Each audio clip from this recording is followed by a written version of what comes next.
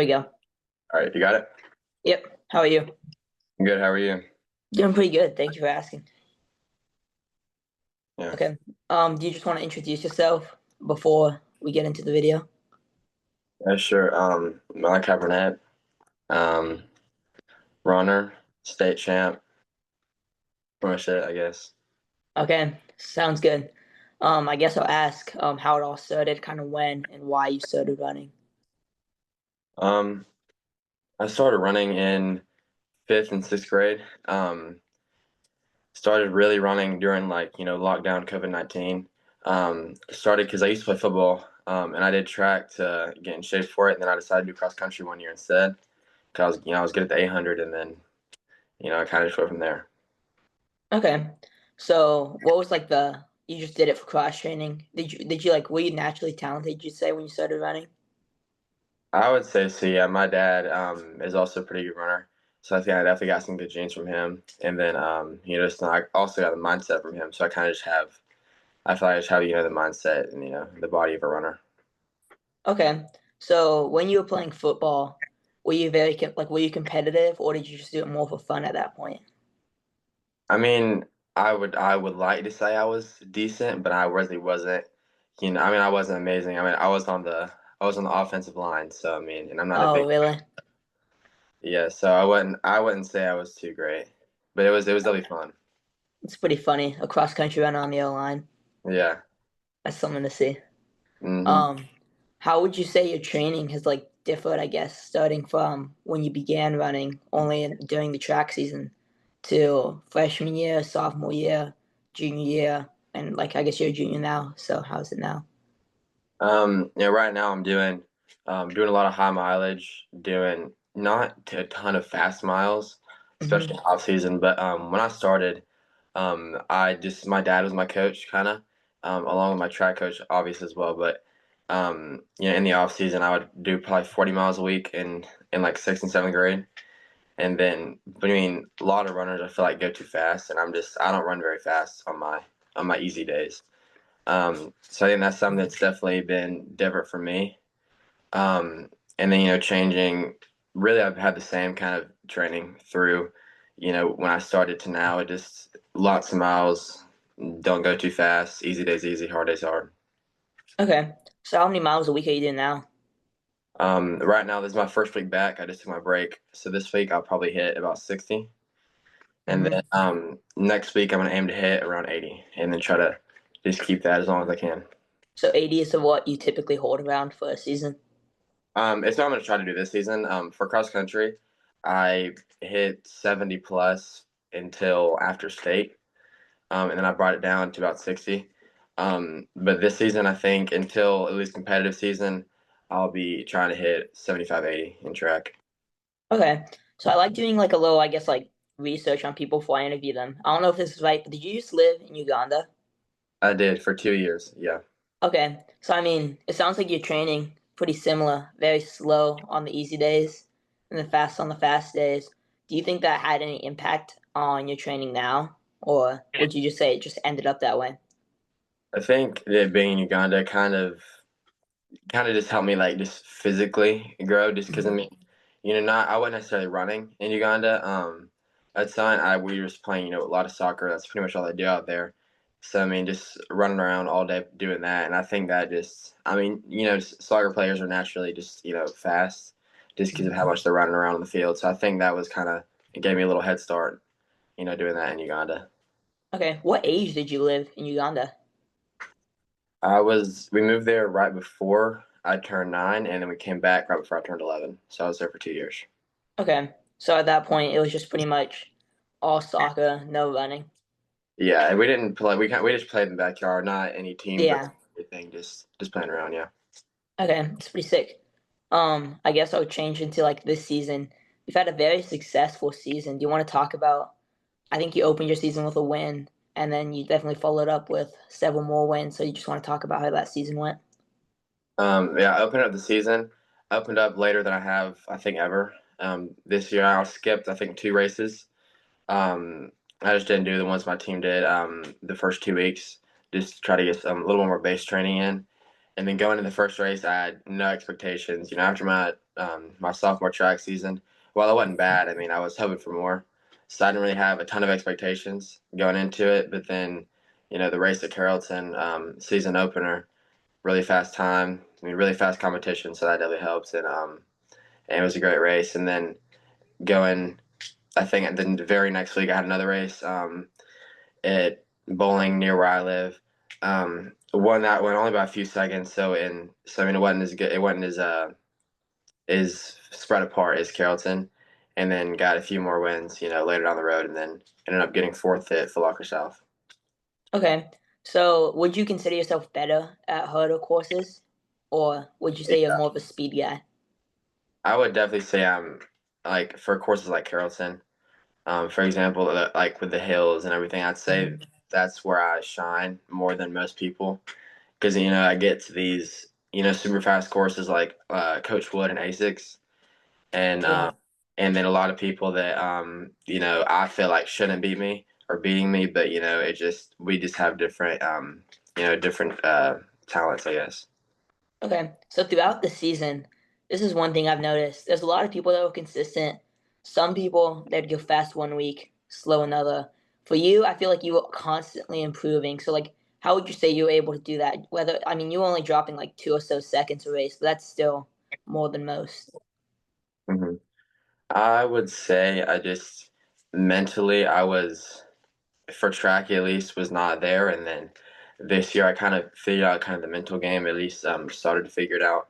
I Hmm. think that at Carrollton, opening up a hard course, I knew, okay, obviously at this next course I can go faster than I ran it, this hard course. And Yeah. then the next week, after that, I don't know what course I was at, but I was at a fast course, I think, and I was like, I know I can get better. And every race, it was like, if I can do this at this course, I can do this at this course. So let's just go out and do it, But no expectations, I mean, if I run a slower time, I mean, it's not the end of the world. I still probably got top 10 in the race. So Okay. I mean, how hungry were you for that sub 15? Because obviously you ran up short, but you still were really close. yeah, man, I wanted it so bad. I ran, I think like 4:15:0s this year, Hmm. and ended up running 15:01 as my PR. And dude, I wanted it so bad, but you know, this season, in my family, my team, we haven't really given ourselves, time goals. So I think that was, I Hmm. think that can be a big problem. I think that it, you know, can cause problems. You get obsessed with having to hit this certain time. Whether it's like sub 4:20 or sub 9:15, whatever it is. It just you get so obsessed with it, and at the end of the day, I mean, I know I can run sub 15. I ran, those consistent times. Let's say you run, 15:05. Obviously at a fast course you can run, sub 15. So really, there's no difference. Yeah. I mean, I would say the only one worse than you was Aaron Broadwick. You ran 15 flat point like 7 or something, Yeah, which that'd be pretty frustrating. yeah. So how does it feel? Like there's a lot of depth in Georgia. I feel like a lot of people sitting around that 15 flat, like 15-15 barrier. How would you say that competition impacts you? I love it. I love being in a state where it's super competitive because I know I have some friends in Mississippi and there's just really no one around them. Hmm. Um, and but they would be right in the mix with those guys you were just talking about. So I love, I think that I've been racing Aaron and Jameson through. I mean since beginning of middle school, and I think even then having that competition there just it always just in practice and races it always challenges me to you know take that extra step or find the extra gear in a race. Okay. So I've been in races with Jameson. I wouldn't say I've raced him really. I'm a little further behind. But he's I feel like he'd be such an interesting guy to race because some days he's going 14:55 like he did at Coachwood, and then other days he's going like 16 flat. So how would you say like that kind of impacts like I guess like just racing in general against like people who you never know what they're gonna run? I mean, nothing, against Jameson. I love him, but he's not the type of person I think that would impact a race, from the Hmm. start. Just because Yeah. more of a like, I'm gonna sit, in the front pack, and then I'm gonna kick it at the end. Hmm. Which, I mean, it worked lots of times this year. Obviously, I mean, he beat me. Coach Wood ran 15. That was great, but I'd say. you know, with him, you also, but he is kind of impacting it in the sense of like, that he's there and that he has the kick, Hmm. um, you know, to catch you or to just outkick you at the end. So I mean, I'd say while he's not probably impacting the pace too much in the start of the race, he definitely is like in the back of your mind, okay, Jameson's right there, I have to go. Yeah. I Yeah. feel like, I don't know, something with him and his brother. I was closer to his brother. I'd see his brother for most of the entire race. Some days I'd beat him, and then some days he'd go sub 16. So it was just I'm very interested in their training, has something to do with it. But I mean, they're both very successful runners and they're both very fast guys. But yeah, it's just kind of interesting. Yeah. Okay, so then going into states, you've won Carrollton before. So what's your like mindset? Were you confident going into it? Did you have a chip on your shoulder thinking you had to win since you've already won at this course before? No, I mean, I was pretty confident going into the race just because I'm just a confident runner. And, obviously knowing I had won Carrollton before and ran a really fast time there, I knew, I mean, I definitely can do it. But I also knew there were some fast guys in that race, like, Dermot, I knew was going to be there, Jackson Hunter, um, JD, and then Alex. I don't know how to say his last name, but I knew they would all be there. And I think they all ended up getting top five, which was crazy. I mean, you would think that at Carrollton, the top runners would get kind of separated, but they all kind of just we all kind of just Hmm. had a consistent race, and at the end of the day, I was able to pull ahead and win. Okay. So what was the decision going to only Foot Locker and then no NXA race or anything like that? I kind of just I knew that I could qualify for Foot Locker Nationals. Hmm. Um, I and I thought I might can qualify for Nike, but at the end of the day, we decided if I don't qualify, if I were to go to Nike and not qualify, in the very next race, I would be tired because I just ran, whatever time trying to qualify for Nike. And then, let's say I get 11th place at Foot Locker because my legs are tired from the week before. I mean, that just wouldn't end up, I wouldn't be very happy with that, obviously. So I think just putting it all in on Foot Locker, just because, that's the race I want to do. If I had to choose one or the other, I would choose Foot Locker. Um, and so I think just, I knew that I could qualify for it, and I was thinking, I'm not going to risk it and try to qualify for both. Yeah, I mean, that makes sense. I feel like Jackson Hogg said he still qualified, but he definitely didn't place. I feel like he didn't run quite like himself at the Foot Locker qualifying meet, but he still qualified. But the tired legs is definitely a good point. And then going into Foot Locker, like how was that experience? It's obviously on for you on the other side of the country, so that's got to be a great experience. You just want to talk about that for a little bit? Yeah, it was just insane. I got there about a day before everyone, or most people. A lot of people got there before, but I got there a day before. We were supposed to arrive, and we went on a run. Me and my dad went on a run that night, and it was like maybe 4 or 5 miles, but it was insane. I mean, just the weather, just the scenery Mhm. because we were out, by the beach. It was insane just being there, and then obviously the next day everyone's arriving. You're getting all your gear, you're meeting all these pro athletes. It's just to know that there's so many elite runners in such a small space, and Mhm. to know that you're one of them is just it's such a great feeling, and just Hoka and Foot Locker did an amazing job with it. I think that it really couldn't have been much better. Okay, so where in California is it? It's in San Diego. Okay, so I mean that's obviously a pretty dang big city. How does that feel like? Did you like do any sightseeing besides like the racing, or were you just completely locked in on the race? No, we didn't really. I wouldn't say I did sightseeing, but think it was the day before the race or Mhm. 2 days before the race. Pretty much all the runners running Foot Locker. We went out and did a run. It was like 30 minutes. We just ran not along the beach, but like on like a little hill where we could see the beach. And we stopped a couple of times, take pictures, and just look at it. So that was kind of the only sightseeing. Because we had a pretty strict schedule while we were there. The day before the race and the day of the race, Mhm. there was a lot of stuff going on we had to be at. So not a lot of time for Okay, anything. I've always wondered this. Like, do you feel like it was an actual team, like the South, or do you think it was just like feeling like you were racing unattached? I think it definitely felt more like a team than I thought it would. Hmm. Just I mean, obviously we have the same jerseys on. We all traveled out there together, or not necessarily together. We all traveled out there, from the South. Um, and but I mean, in a way, it did feel like you're running, unattached, just because I mean, I'm not training with any of these guys. So it's not like, oh yeah, that's my training partner right there. We're on the same team. It's more like, yeah, I raced him and at Foot Locker South, and Hmm. both of our goals is to place high here. And like I mean, so it felt, kind of like a team, kind of unattached. We didn't really, I mean, we did a couple things like just the South. Guys, I think next year, they could do a little bit more just for the team aspect of it. Okay. So I've got to ask this too, I guess. Some people decided to go with the half tights. Some people went the split shorts. You went with both. So what was like kind of the reasoning behind that?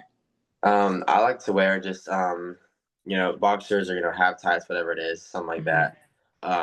Just under my short shorts because I don't really like just wearing short shorts, and I don't like wearing half tights. So I was like, I'll just wear both of them. I mean, I think it looks good, at least. Yeah.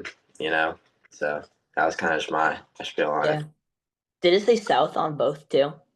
I think it just said Hoka on it. It might have said South somewhere, but I Okay. think on the right leg it said Hoka on both of them. Yeah. Could have been the biggest team spirit out there. Yeah. So who would you say, I guess like in the South, who would you say was like most excited to just be there and run versus like who was like the most serious there and who was like just trying to win pretty much? I don't know, honestly. I mean, I was super excited to be there. I think we were all excited to be there. I mean, even Hmm.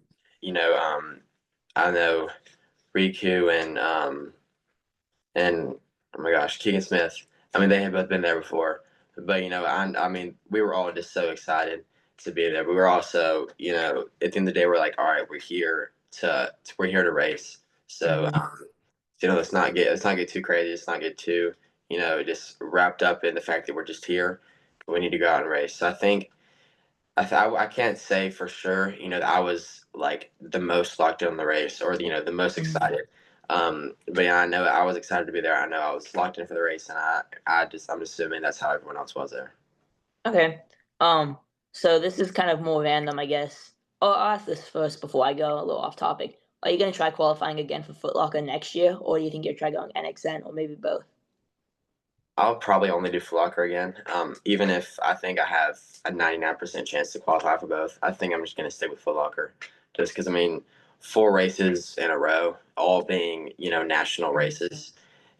I mean, it's too much, and I mean, especially senior year. I think at that point, if I still feel like I have something to prove, my at the end of my senior year or the end of my cross country high school career, then it's just take it to track. Let's prove it in track. So I think I'm just gonna stick to Foot Locker next year.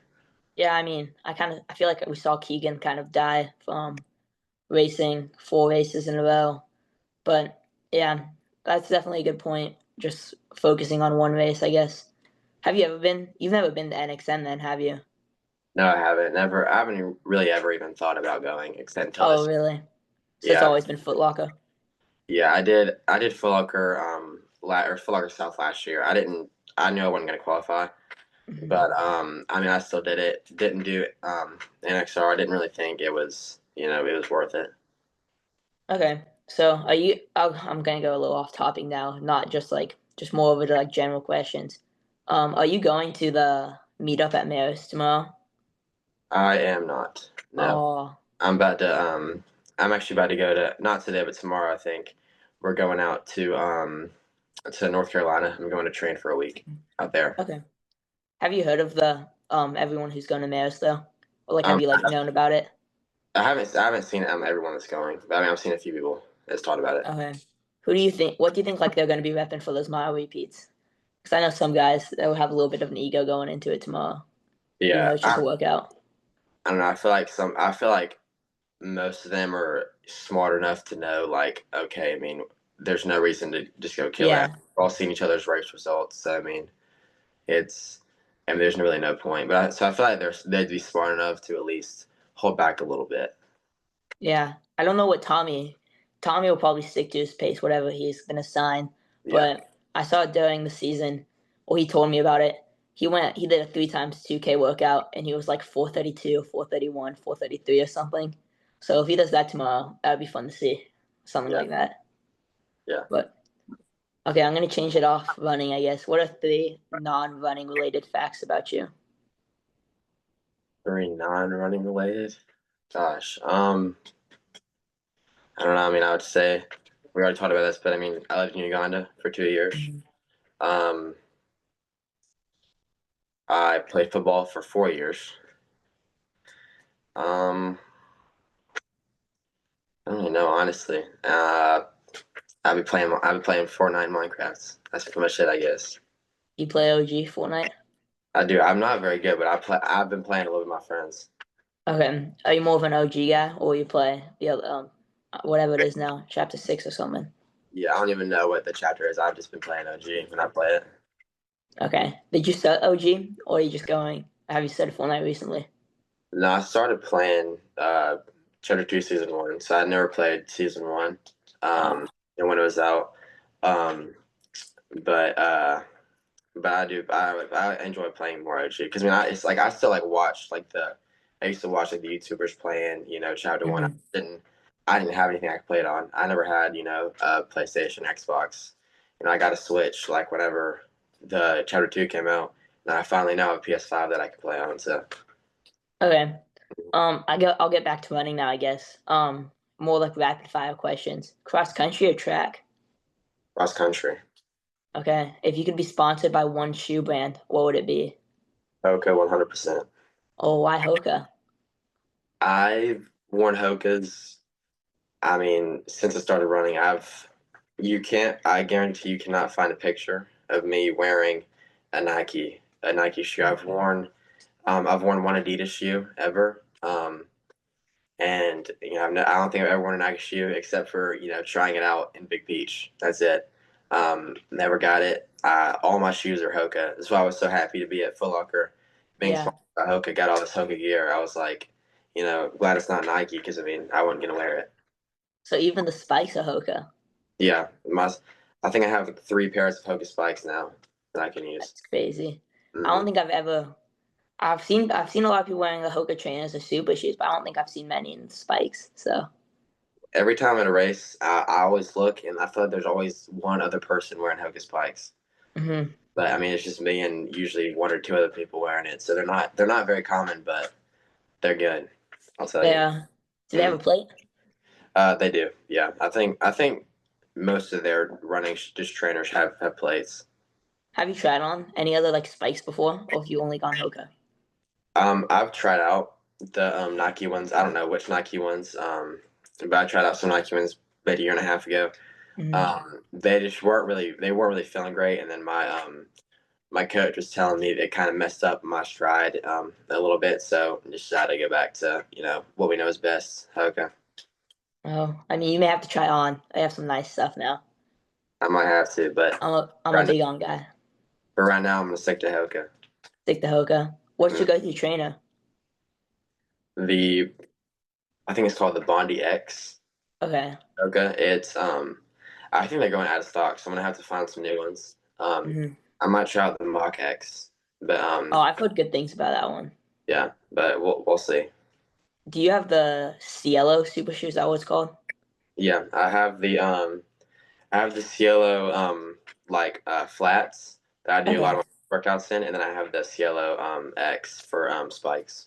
Okay. I feel like this will be a good place to ask this question now. If you could only wear one type of shoe for the rest of your life between trainer, super shoe, and spikes, like you can only wear it for everything you do in life, what would it be and why? I mean, I'd probably just have to go with flats, just because, I mean, you can do easy runs in them, you can Hmm. workouts, you can do races in them. Definitely wouldn't want to do spikes. I could never run on the road again, and then I wouldn't. I feel like it'd be too heavy on my feet if I was wearing my big Hoka trainers during a race. So I think I have to go with the flats. Yeah, you're the only person that's had the same idea as me. Yeah, Everyone else I've asked has said trainers, and I'm like, how are you gonna race? And they're just like, it's just more comfortable. It doesn't make sense to me though. yeah, I would. I couldn't. I could not race in trainers. That'd be awful. Yeah. Okay. Do you follow like professional running at all? I do a little bit. I feel like I don't follow it as much as most people that are, just Okay. that are just runners, but I follow it a little bit. So if you can follow a little bit, you can answer this question. Kerr or Ingebrigtsen? Oh, Ingebrigtsen, 100%. Okay. Do you think you would ever want to try some of his double threshold training, Um, or I've have you? I have done a few double thresholds. I've used to do one a week, Mhm. um, in the kind of end of season for track, and then into the off season. I'm saying I'm gonna get back to it in the next couple weeks. But recently I've just been doing I'll do workout in the morning and then I'll do Mhm. like a bike workout in the afternoon, like on my Peloton or something. So I'll do Okay. kind of a version of his double threshold. And I think Okay. it's a good idea. So when you get to your max mileage around 80 this season, will you be doubling every day? Pretty much. I'll still take Mondays off, so I'm only running 6 days a week. But Mhm. I'll double most days except for I'll probably double 4 days, 4 or 5 days a week. But I won't double on long run day. Long run day, 100%, just one run. How long is your long run? I mean, I'll probably get it up there and during my high mileage. So whenever I get to my peak mileage this season, Mhm. hopefully I'm hitting 15 or 16. Okay. I mean, I feel like you're one of the only guys on the East Coast who's going up in mileage. I know a lot of the West Coast guys do. So how do you think your training kind of compares to, I guess, a lot of people that you run against or race against? Looking at I saw the Milespo article on Tommy that Koros did. Mhm. I just saw their Instagram and I saw like how low he went on his mileage. Yeah, Um, 15 is crazy. yeah, I mean, obviously worked out. I mean, fourth at NXN. That's Yeah. insane. But but I mean, I was just thinking, man, I could never do that. My body would not allow me to only run 15 miles a week. I mean, 15, like I'm like 40, 45 right now and I'm still building up a little bit. yeah, But 15, I feel like my body would be like it feel like almost like I just feel like I wouldn't perform. yeah, I could. Because I would get 15 miles, in a day. I'll do an 8 mile and then a 7 mile Mhm. double. I can't imagine doing 15. Yeah, I can't even like yeah, I can't imagine it either. That's meaning he's going like 2 mile easy run. Like that's all he's doing during the week. That's crazy. Yeah. I mean half his mileage is probably coming from NXN race day with the warm up and cool down. I know it's insane, but I mean, obviously it works. So I mean, Yeah. you know, So what time will you get up in the do you double like before school obviously? So like what time are you getting up to do it? And do you usually do your longer run in the morning or after school? yeah, I usually do my long run in the morning. Whenever I was hitting my peak mileage this summer, I always didn't have school, but I would do you on an easy day, I would usually do 8 in the morning. Mhm. It We get up probably around 6:30 or 7, and then we'd run about 7:30, 7:45, and then I would do a 7 mile run in the afternoon. Kind of whenever. Sometimes we would run at 6, 7 o'clock, depending on what we're doing that day. But then a lot of times we'd be like trying to go and get out of the way, and we go run at like 1 or 2. Okay. So I guess during the school year, are you getting up really early to run or are you still getting up like at like 6:30, 7?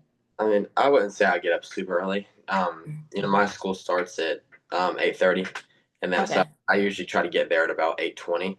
Um, so I mean, I only live a few minutes away from my school, so it's nice. I really just have to get up 5:45 or 6, and as long as I'm running by 6:15, if I'm doing even Mhm. let's say if I'm doing an hour run, it's still, I mean, I'm done by 7:15. All I gotta do is shower and eat breakfast, and I mean, I can be out the door. 8:15, and I'll still be at school on time. So, What does your diet look like to fuel, I guess, all this high mileage?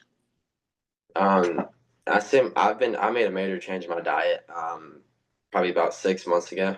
Hmm. I'd say around then. I don't eat any like I used to eat like a bunch of like Cheez-Its and like Ritz and things like that. But things like that with this like additives and preservatives, we stay away from that. We check all of our food and then all the food, I mean, we never eat out. My mom makes, Hmm. dinner every night. It's and I mean um I don't go to the store, but I can imagine our grocery bill has gone up. She's been buying, all this organic and I mean all this like super super like healthy versions of already healthy food. So I'd say my diet's probably better than most people that are at this level of running. What's your go-to breakfast? Honestly, two pieces of like 9 grain toast. Hmm. Put in toaster, put some butter on it, and that's it. Simple. Okay. What's your go? Oh, what's the favorite meal of the day? Breakfast, lunch, or dinner, or snack? Or you're a snacker? I definitely used to be a snacker until I started, eating better. I don't Hmm. feel the need to snack as much, but I still definitely do snack a good bit. Um, I don't know. Sometimes it depends on what I'm having for dinner. If I'm having a really good meal, I'd have to say dinner. But then sometimes, the pieces of toast in the morning, they just hit the spot. Yeah. Mm. Okay. So what's your go-to pre-race and post-race meal? Pre-race, I'll say the dinner before a race, so the night Hmm. before. My mom makes a chicken pot pie. That's what I eat. Been doing that since I think the beginning of track. Um, it's worked out, done that. And then in the morning, for a race, I usually eat two pieces of toast, one with just butter on it, and the other one I have sunflower butter on it because I can't have peanuts, so I can't have peanut butter, and then I put bananas on that one too. So that's my pre-race breakfast. Then post-race, I mean, Vic, at the end of the season, after Foot Locker Nationals, we went to a gas station and I just loaded up on a bunch of food and got tons of gas station food just because, in the season that was kind of my gift to myself after the season. Yeah. Okay. Yeah, you definitely gotta reward yourself after a long season like that. I think after states, we went to Chick-fil-A. I ordered half the menu, and I was still hungry, but it was pretty good. Hmm. That's the one reason I run, so I can eat more at the end of the season. Sometimes during workouts, I'm like, all right, I can go home and I can eat, a handful of Skittles or whatever it is. Yeah. Okay. So this will be my last question for you. If you could end your career, oh, actually, that would be my second to last. I have one more before that. Where do you want to run in college? Because you'll probably have a good bit of options, being only a junior already running these I quick mean, times. I don't really know where I want to run right now. Mhm. I'm not necessarily, stuck on staying in the Southeast. I've always, I used to want to go to NIU just because, I go out to Flagstaff every year for a month in the summer, and I just love just being in Flagstaff. Mhm. And obviously their team's really good. But I don't know, I've been talking to some different schools and, getting a lot of different perspectives. So, so I'm sure the next few months I'll be able to kind of, narrow it down. But right now I really have no clue. Okay. Are you talking to Washington at all? I see you got the Seahawks jersey on. I am not now, but No. no, I kind of just Seahawks are kind of just I just been watching them forever, but I haven't really talked to Washington that much. Yeah, I mean, if you go there, you'll probably get a pretty quick mile time in eventually. Hmm. So that'd be pretty cool. Yeah, But yeah, I guess I'll ask my last question now. If you could end your career any way you want, would it be like, how would that look for you? ideally, um, I've I'm gonna try to do what Ingebrigtsen is trying to do. Go from the 15 to the marathon. So in a perfect world, Mhm. I've I've gotten at least some medal in the Olympics and in multiple events, and I'll end it with a sub 2 hour marathon, gold medal in the Olympics, and then I'll say my goodbyes to everyone, and they didn't retire. That would be a way to end it for sure. Yeah. Okay. So I don't have any more questions for you. If you have any for me, I can answer them. Or if you have anything else you just want to say about running in general, about running for you, or just not running, anything about you really, you can. Uh, no, honestly, I want to say I think I didn't really have like high expectations going into this interview, but it was actually really good. I think it was really good. So I'll be sharing whenever it comes out. I'll be sharing it with all my friends and family. So Okay. Thank yeah, you. Have a great day. yeah, you too. Thank you.